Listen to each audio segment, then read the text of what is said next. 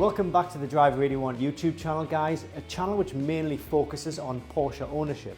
And in today's video I'm going to be showing you what I've got inside my garage. There are 9 cars in total that I need to talk about.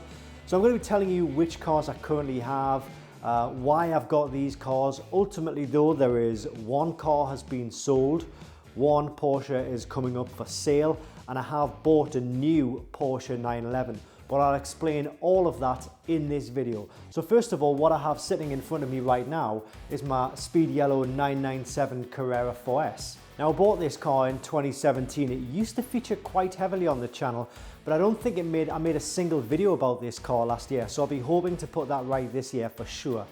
Now purists loved this car when it first came out because it saw the brand return to a traditional styling format, with the round headlights, the better build quality, and Porsche had recovered from financial difficulty and built this 997, which was an instant success. My particular car is a speed yellow 997 Carrera 4S with a factory aero kit, and if I was to put a price on this, I might get some grief for this, but I'd probably say somewhere in the region of, say, 40 to 45,000 pounds. Now, don't hold me to that. I think it's really hard to put a price on this at the moment because I've seen Porsche 997s where the prices are just absolutely all over the shop. I did consider selling this in 2023 actually. So you may have saw a few posts on my Instagram saying that it was up for sale, but I kind of saw sense. I'm keeping the car, and for now it's going nowhere. And I say for now, what I really mean is a really long time. What I also have sitting in front of me right over there is my Porsche 911 991 Carrera S, which is finished in aqua blue. I only bought this car about 6 months ago, and I have done a few tasteful modifications to it already. I'll be making a video on those modifications, which I'll be releasing very soon, but I kind of bought this car by accident. Hear me out when I say this. When I'd made the decision to sell my 997, I'd started to look for a replacement, and I saw this 991.1 aqua blue Carrera S come up, which was actually a poverty spec car apart from the sports exhaust, but I fell in love with it. I fell in love with the colour, and it was in incredible condition, so I went ahead and bought it. I bought it expecting to sell my 997, but I thought to myself, you know what, a year down the line when the car is gone, the money that I sold it for was probably also gone on something else, I think I'd really miss that 997. So now I have this 997 and the 991, and I will be keeping both of them, as I think it's good to have a more modern 911 in my garage as well as the 997, which I think is more of a modern classic. So next up is my Audi A6 Avant Black Edition, which is my daily driver, which I've recently been thinking about selling to get an RS6 Avant as my daily, but I'm not quite sure I'm ready to see numbers like 10 to 15 miles per gallon on my daily when I'm currently used to getting around about 35 miles per gallon in my current Audi A6. Now, this Audi is a little bit boring, yeah, but it does everything I need to really well. It's got loads of space for family, kids, camping, road trips, etc. And I've had this for about a year and a half. It's not worth a great deal, maybe like £13,000, but it's worth a hell of a lot more in what it gives me in every day-to-day family life. So I think in reality I'll probably keep this Audi A6 for a few more years. I'd like to get an RS6, but like I say, it's a lot more money for something that kind of just does exactly the same as what I'm currently doing. Yes, you get better performance out of the the RS6, but do I really need that when I'm taking kids to school and back, going to the shops? If I wanted a bit of performance while I did that, I could always take one of the Porsches. So the reality is I'll probably keep the Audi A6. So I'm not going to spend too much time on this one. It's a 2008 Volvo C30, a car which was actually quite cool back in its day when it was first released. But I bought this Volvo C30 as a bit of a stopgap car a couple of years ago, and since then it's just been sitting on my driveway looking pretty sorry for itself. I will sell it soon, probably for spares or repairs. It's a good little runner actually, but it does have a few issues which I just don't have the time to sort out, and even if I did, it's still not a very valuable car, so I'll probably sell it soon for spares or repairs. The next car is also another stopgap car which I bought about a year ago now. It's an old battered Mercedes C-Class Estate. I bought this about a year ago, as I say, and again it was a stopgap car, which has since been surplus to requirements, but I think we will start to need using it again actually as a family second car. It's battered, it's bruised, it's far from refined. It's got 185,000 miles on the clock, but I think it's good to have a car like that in your family setup. It can be beat up, it can be ragged around, it has a very low value. So does it really matter if it gets a shopping trolley ding or a scratch on it? The answer is no. It's an estate car. You can lump the dog in, you can take the family anywhere, and it's reliable as well. Now there is another car which I've had for almost a year actually, and I've never made any videos on this channel about, and it's not through wanting to keep it private or anything like that. I just never got round to it. We've just been purely enjoying it for what it is before we've made any videos.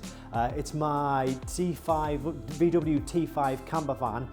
I bought it last year. We've done some family trips, done some camping trips over the Lake District. It is quite small for a family and a dog to go camping, but I have bought a roof box tent which sits on top of the van, which means we can sleep 2 up top, 2 inside the van, and the dog, well, he can sleep on my head. Look, it's a cool van which we'll be using again this summer. If we don't use it as much as I'd hope or as much as I think we will, then I'll probably move it on. We kind of bought it last year with, we had all of our weekends were kind of used up, so we didn't really have many free weekends, but the weekends that were free, we did use the van to get over there.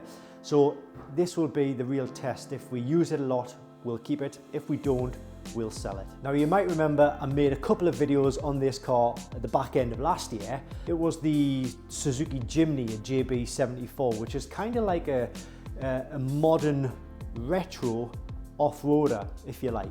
It was such a cool little car actually, a super stylish little SUV, which I simply didn't need. I only bought it because it just looked cool. In the 5 months that I owned it, mainly over the winter months, I've really enjoyed it. It's such a fun little car to drive.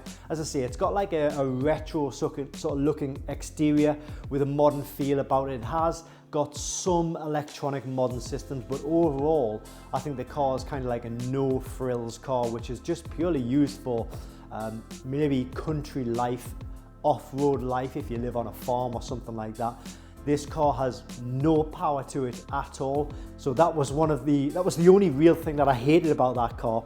But the rest of it, I absolutely love. It's such a cool little number. And last up is my Porsche Cayman 981, a car which I bought about 2 years ago. I bought it as a stopgap just after I'd sold my Porsche 991 Targa, which I love that car, but I couldn't justify keeping that car for the amount of times I would actually use it. So I bought this Cayman as a stopgap instead. I've since put about £12,000 worth of modifications in it. Completely unnecessary, but when you get your mind set on something, you really have to go through with it. A lot of people will hate me for this, but this is a car that just drives better than anything else. It's got the white wheels on it, it's got lowered suspension. It's white on black. This thing looks like a stormtrooper. It looks like you're driving a stormtrooper down the road.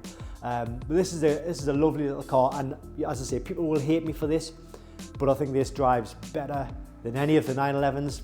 No matter which 911 it is, it's got that mid-engine layout, so it feels really planted on the road. It's got that 50-50, near 50-50 weight distribution. So that is a great car for probably the lowest value Porsche that I've got. One thing I've never done actually is track it. I was supposed to track it over the last 2 years, and I just never got the chance to do it. Right now, at the start of the video, you may remember I did say that I have sold a car, which I have. I've got one Porsche for sale, or will be coming up for sale very soon, and I've also bought a new Porsche 911. So let's talk about that now. The car that I've sold is the Suzuki Jimny. I loved having this little Jimny. As I said, I bought it on a whim. There was really no need for me to buy it, and yes, I did enjoy it while I had it, but it was hard for me to see how it would really fit into my setup going forwards into the spring and the summer months. I don't have any regrets about buying it. As I say, I did love it, but it was time to leave, so that car has officially been sold. And what it does is it frees up a little bit more space for me on my driveway, in my garage here. So no regrets, really enjoyed it, but it had to go in the end. And so the car which I'm gonna sell, it is with regret. But I sound like Alan Sugar there. It's with regret that you're for sale. It is my Porsche Cayman 981. It's a car that I just unfortunately think my time with this car is coming to an end, mainly for spacing issues. Look, if I had more space, I would definitely keep it. So look out for the listings over the next few weeks or months if you are maybe interested in this car, or if you're interested in speaking to me about it before I put it onto the market. That's absolutely fine. Best thing to do is contact me on Instagram. I spend a lot of time on Instagram, so send me a message on Instagram if you can, if you're interested. We'll talk about pricing and things like that. That's before it goes to market, okay? But the reason that I'm kind of not having the space that I want to is, as I say, because I have bought a new Porsche 911. And if you follow me on Instagram, you may have saw a little walk around video of the car that I did a few days ago. That's kind of like a sneak peek of the car, but it's nicely tucked up in my home garage right now. I will be making a more dedicated video to that car, probably straight after this video, because I want to kind of give it, all of the attention of one video. But I have to wait for a nice dry day, and I'll be making a dedicated video on like that, like I say. It's a car which honestly I've wanted for a while, and I'm honestly so excited about this summer to be driving this car. It's like all of my dreams have finally come true. So look out for that video very soon. And as I say, if you want to see that little walk around sneak peek video on Instagram, then please head over to my Instagram channel for that video. So that about wraps things up for this video, guys. A few changes have come and gone. As always, I like to keep it fresh, but ultimately I think it's all about just having fun in the toys that you are so lucky to have. And I feel very privileged and very lucky to have these cars. I have worked hard for them, yes, but just because you work hard doesn't guarantee success, doesn't guarantee the ability to go out and buy these cars. So I feel extremely privileged and extremely humbled by the fact that I can drive these cars as just a normal guy. I'm not some mega rich guy or anything like that. If I was, I'd have a much bigger garage, I'd have a much bigger house, I'd have GT3 RSs, GT2 RSs, but I'm just not that guy. My level of wealth does not extend that far. But I hope you've enjoyed this video, guys, and I'll see you in the next video. Thanks for watching.